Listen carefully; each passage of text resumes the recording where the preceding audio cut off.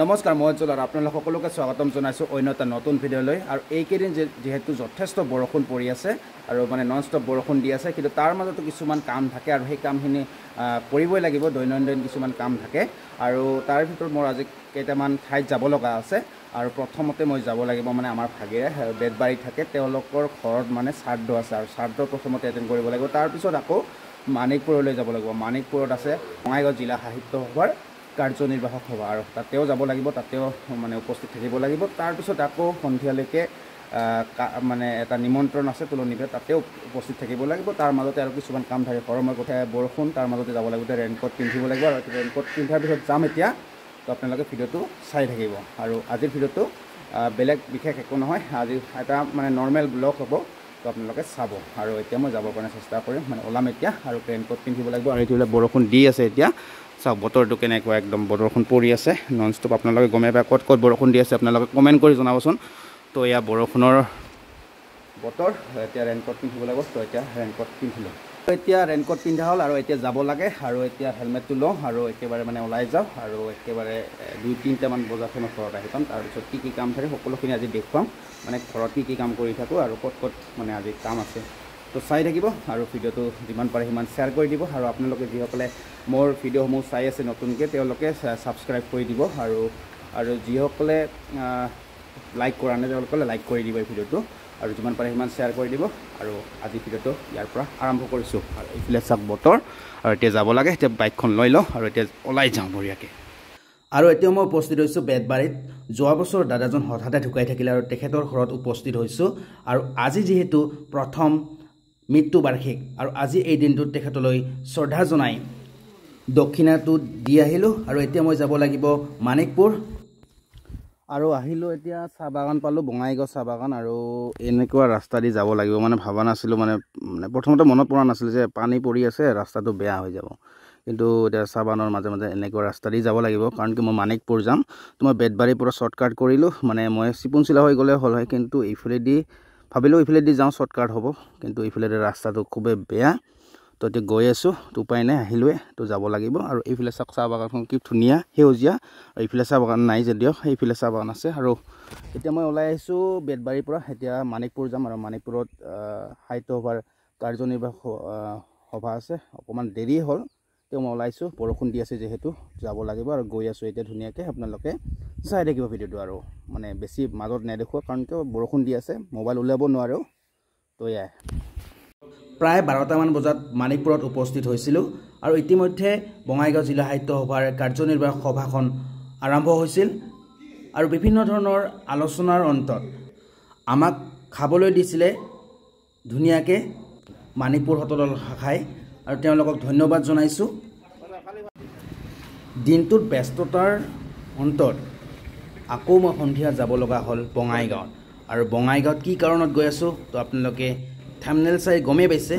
আৰু এতিয়া মই উপস্থিত হৈছোঁ এখন ধুনীয়া ষ্ট'ৰত আৰু য'ত নেকি ধুনীয়া গিফ্ট আছে আৰু এই গিফ্ট মানে কিয় লৈ আছোঁ তো আপোনালোকে ভিডিঅ'টো শেষলৈ চালেই গম পাব ধুনীয়াকৈ চাই থাকিব মজা হ'ব আৰু এনজয় কৰিব আৰু লাইক শ্বেয়াৰ কমেণ্ট কৰি দিবলৈ নাপাহৰিব আৰু ফাইনেলি আমি গিফ্ট এটা পাই গ'লোঁ আৰু পেকিং কৰি আছে আৰু এতিয়া মোৰ হাতত আহি গ'ল গিফ্ট আৰু হৈ গ'ল এতিয়া আমি যাব লাগে একদম মানে টাইম হৈছে প্ৰায় 7:30মান হ'ল তো এতিয়া আমি যাব লাগে আৰু এইফালে সঞ্জীৱ আছে গৈ যাম একেলগে আৰু এইফালে দুটা আছে তাৰ আগে আৰু এইফালে আমি এইফালে লক্ষী ষ্ট'ৰৰ পৰা বস্তু ল'লোঁ মানে গিফ্ট ল'লোঁ আপোনালোকে যদি কেতিয়াবা আহে বঙাইগাঁৱলৈকে তো আপোনালোকে লক্ষী ষ্ট'ৰৰ পৰা ল'ব পাৰিব কিছুমান বস্তু মানে বিভিন্ন ধৰণৰ বস্তু আছে আৰু গিফ্টৰ মানে একদম দোকান আৰু একদম বঢ়িয়া আৰু কম টকাত আৰু ডিছকাউণ্ট চলি আছে তো আপোনালোকে আহিব পাৰে পূজাৰ বজাৰ যিহেতু আৰু আমি ল'লোঁ এইফালে কিবা এটা আছে আৰু এতিয়া যাওঁ তো আপোনালোকে চাই থাকিব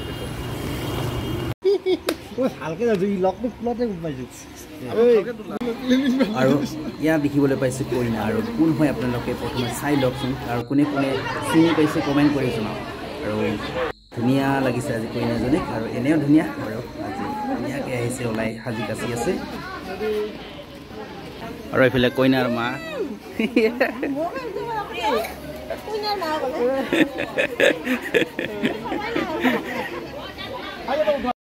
আৰু আহি পালোঁ এতিয়া জিঠাই মানে কইনা হৰ্ষিতাৰ ঘৰত আৰু কেক আহি পাল এইফালে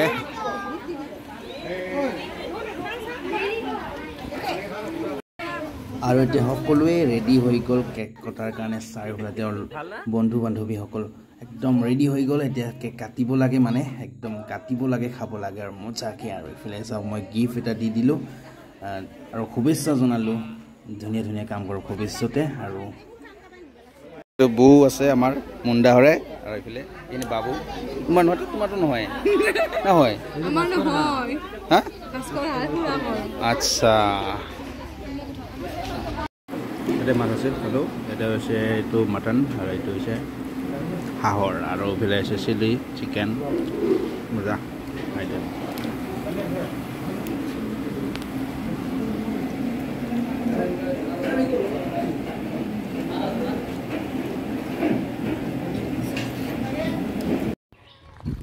আৰু এতিয়া আহিলোঁ অন্ন বাচন আছে আমাৰ মানে ভাগিৰে ওচৰতে তাৰ ঘৰত আহিলোঁ আৰু কিছুমান কাম কৰিলোঁ আৰু এইফালে চাওক এতিয়া সোমাই গৈ আছোঁ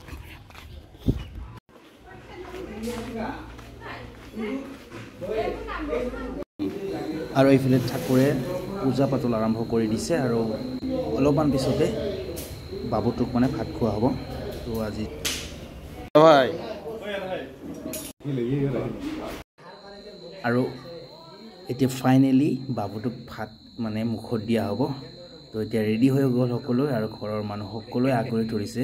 সকলোৰে ইচ্ছা অকণমান হ'লেও খুৱাই দিয়াৰ কাৰণে তো ইয়াৰ বাবুটোক মানে মামায়েকে মানে ভাত লগাই আছে আৰু তেওঁৰ দেউতাক আছে এইফালে দেউতাক ৰুবুল চন্দ্ৰ ৰায়ৰ এইটো হৈছে বাবু নামটো বাৰু সোধা নহ'ল আৰু আজি যিহেতু প্ৰথম ভাত লগাই দিছে কি ধুনীয়াকৈ বহি আছে একদম মজাকৈ আৰু চাই থাকক ভিডিঅ'টো শেষলৈকে চাব আৰু আপোনালোকে ভিডিঅ'টো যিমান পাৰে সিমান শ্বেয়াৰ কৰি দিব ভাল পালে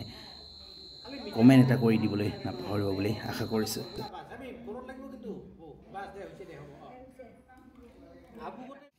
আৰু এতিয়া মই আহি পালোঁ ৰশ্মি চেলুন এইখন আছে গাঁৱৰ দোকানস্থিত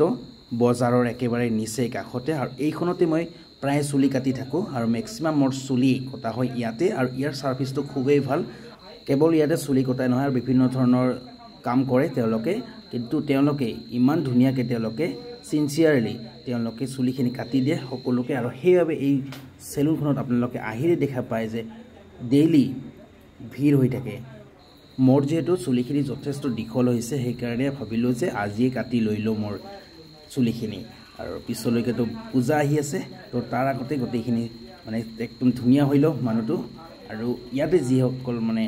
ব্যক্তিয়ে চুলি কাটিব আহে তেওঁলোকে গমেই পায় কিমান ধুনীয়াকৈ তেওঁলোকে কাটি দিয়ে আৰু এইফালে আপোনালোকে দেখিছে ৰবিন আৰু সেইফালে আছে নবীন আৰু দুয়োগৰাকী কিন্তু ভায়েক ককায়েক আৰু ধুনীয়াকৈ তেওঁলোকে ছাৰ্ভিচ দি আছে আজি বহু বছৰৰ পৰা তেওঁলোকে ইয়াতে ছাৰ্ভিচটো দি আছে চেলুনখন খুলিছে খুব ভাল কাম কৰিছে তেওঁলোকে চৰকাৰী চাকৰিৰ পিছত নদৌৰি দুয়োগৰাকী ভাই ককায়েকে এনেদৰে তেওঁলোকে চেলুনখনতে ব্যস্ত হৈ থাকিলে আৰু এটা জীৱিকা তেওঁলোকে বনাই ল'লে আৰু এই জীৱিকাটোৱে আচলতে সমাজলৈ এটা ডাঙৰ বাৰ্তা প্ৰেৰণ কৰিছে যে কেৱল চাকৰিমুখী নহয় তেওঁলোকে বৃত্তিমুখী হ'বলৈ তেওঁলোকে শিকিছে আৰু সেয়াই উদাহৰণ আপোনালোকে দেখিছে জীৱনত সফলতা লাভ কৰিবলৈ হ'লে কেতিয়াও সফলতাৰ কথা চিন্তা নকৰিব আপুনি খালি কেৱল কাম কৰি যাওক একান্ত মনে কাম কৰি যাওক সফলতা আপোনাক পিছে পিছে খেদি আহিব আৰু এদিন আপুনি সফল হ'বই আৰু যুৱক দুজনৰ কথাই চাওক তেওঁলোকে খুব ধুনীয়াকৈ তেওঁ চেলুন চলাই গৈ আছে আৰু এবছৰ দুবছৰ নহয় তেওঁলোকে বহু বছৰ এই ঠাইতে তেওঁলোকে চেলুনখন চলাই গৈ আছে আৰু খুব ধুনীয়া এটা ছাৰ্ভিচ দিছে আৰু সকলোৱে সেইবাবে এইখন চেলুনত আহে শেষত দুয়োগৰাকীলৈ শাৰদীয় দুৰ্গোৎসৱৰ আন্তৰিক শুভকামনা জনাইছোঁ আৰু চাওক এতিয়া মোৰ লুকটো কেনেকুৱা হৈ গ'ল আগতে কিমান দীঘল আছিলে চুলিখিনি আৰু কি ধুনীয়াকৈ তেওঁলোকে কাটি দিলে আৰু কম টকাত তেওঁলোকে কাটি দিলে আপোনালোকে দামী দামীবিলাকত গৈ 1000-1200 টকা খৰচা কৰাতকৈ ইয়াতে কম টকাত আপোনালোকে এনেকুৱা এটা লুক পাব আপোনালোকে আহিব পাৰে আৰু আপোনালোকে যদি কেতিয়াবা আহে গাঁৱৰ টকা তেতিয়াহ'লে ইয়াতে কাটিব পাৰিব আৰু আপোনালোকে যিসকলে এই ভিডিঅ'টো চাই আছে আৰু আপোনালোকে যদি সেইখন দোকানত চুলি কাটে তেতিয়াহ'লে আপোনালোকে কমেণ্ট এটা কৰি দিবলৈ নাপাহৰিব আৰু শ্বেয়াৰ কৰি দিব আৰু আমাৰ স্থানীয় এই যুৱক দুজনক উৎসাহিত কৰিব বুলি আশা কৰিছোঁ ধন্যবাদ